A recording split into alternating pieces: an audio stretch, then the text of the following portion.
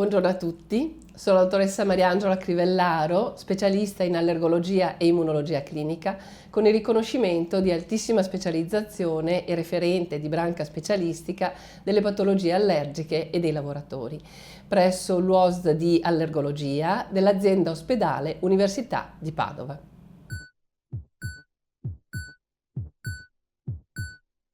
Ormai prossimi alla primavera, entriamo nel cuore delle patologie allergiche respiratorie, in netto aumento epidemiologico negli ultimi anni.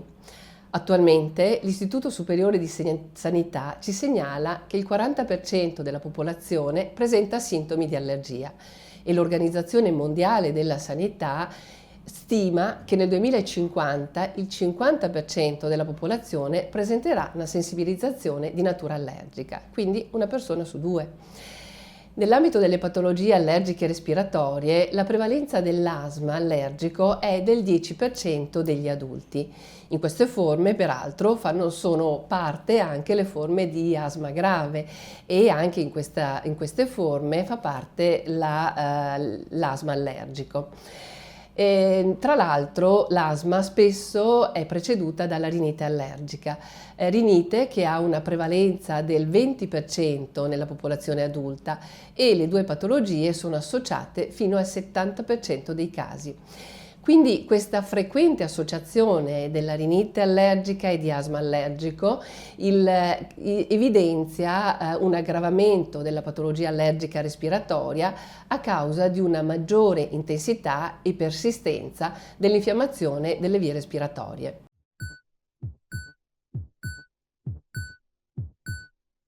Nella nostra UOSD di allergologia, come centro di secondo o terzo livello, prendiamo a carico soprattutto le forme più complesse di patologie allergiche, dall'anafilassia di menotteri ad alimenti, allergia a farmaci, le patologie cutanee, dalla dermatite atopica, dermatite da contatto anche professionale e soprattutto l'orticaria e angioedema come centro di riferimento nazionale e internazionale. Le allergie respiratorie prendiamo in carico le più complesse, anche in collaborazione con i colleghi di branche affini, nell'interdisciplinarietà grazie ad un progetto della nostra direzione generale. Ma la presa in carico del paziente prevede due fasi, la fase diagnostica e la fase terapeutica. Nella fase diagnostica il primo approccio è la valutazione clinica, un'attenta valutazione su quelle che sono le caratteristiche dell'andamento della patologia, dei sintomi e della correlazione con specifici fattori scatenanti. Ma la completa valutazione allergologica parte dai test cutanei, che sono mirati e selezionati, il più delle volte allargati a specifici allergeni sulla base proprio della storia del paziente. I casi più complessi dei pazienti che presentano una polisensibilizzazione, i cosiddetti polisensibili, come purtroppo ormai avviene nel 70% dei casi, si procede con ulteriore valutazione sierologica. Questo grazie alla collaborazione con il nostro laboratorio analisi all'avanguardia della diagnostica molecolare. E tramite l'esame sierologico richiesto da noi specialisti, studiamo il paziente con l'innovativa diagnostica molecolare che ci permette di capire la specifica sensibilità del paziente, se risulta sensibile a più allergeni specifici o se la polisensibilizzazione è il risultato di una sensibilità a proteine comuni nel mondo vegetali che giustificano il riscontro di una sensibilizzazione sia a più pollini ma magari anche ad alimenti. Dall'approccio diagnostico passiamo poi all'approccio terapeutico.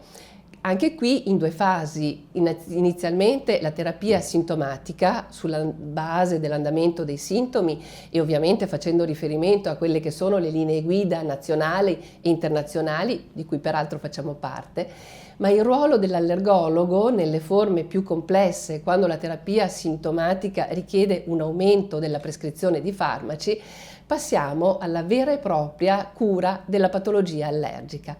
La terapia curativa è l'immunoterapia allergene specifica, che viene stabilita sulla base della specifica sensibilizzazione del paziente. È possibile prescriverla per chi il paziente è allergico agli acari, ai pollini di graminacee, di alberi, ai derivati epidermici, cane e gatto, molto più spesso negli ultimi anni, ma anche a chi ha una sensibilizzazione ai micofiti, alle muffe. L'immunoterapia è la vera e propria terapia curativa, è una terapia di precisione che porta ad una riduzione dell'allergia con un aumento della tolleranza e quindi un miglioramento e cura della patologia allergica.